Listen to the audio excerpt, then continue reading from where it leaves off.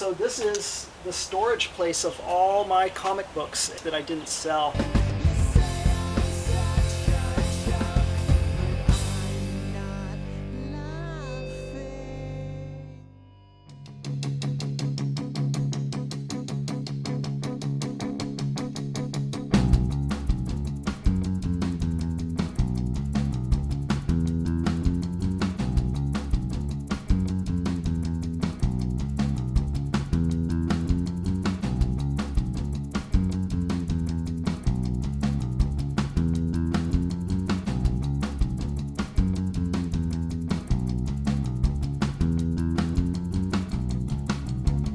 The way printing comics works, if you print 1,000 at that time, it'd be about $1,000 for 1,000 books.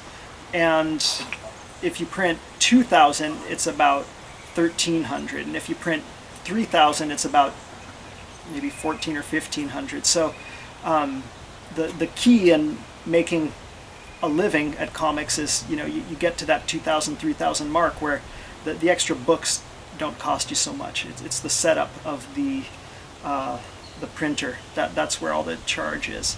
So I thought, well, I could probably sell 2,000 or 3,000, and my initial print run through the distributor was 600 sales, and so then you print issue 2, then you print issue 3, and the next thing you know, you've got a garage full of books. When I did it, I was in an apartment, and so I ended up having to hire a storage place, and I had to find a storage that was temperature controlled because comics will just deteriorate in the heat, and it gets hot in this valley of Torment here. So yeah, so now here are all my books, 7 years later, that I'm sure are going to start selling any day now. The shelves were full of comics, and I finally decided I just can't afford to keep self-publishing, and so I worked really hard to get a publisher. These books, the publisher printed, and we didn't have room on the shelf because I haven't sold any of those yet. So these books here, my publisher said to me, "We didn't sell your books, and we need to get these out of storage because the money it's costing me to store them is such that it's not worth it to me anymore." So he made me a deal. If I would just pay for the cost of shipping from the warehouse in Canada where they were printed, he would give me all these books. So he said any books I didn't want to buy, the printer made a deal with him where all the books that were left by the artists and creators who didn't take this offer, they would be incinerated. So, the shipping, there's 2, 4, 6, 8, 9 boxes of comics here, so it cost a few $100. That was a little more money than I could afford to spend at the time.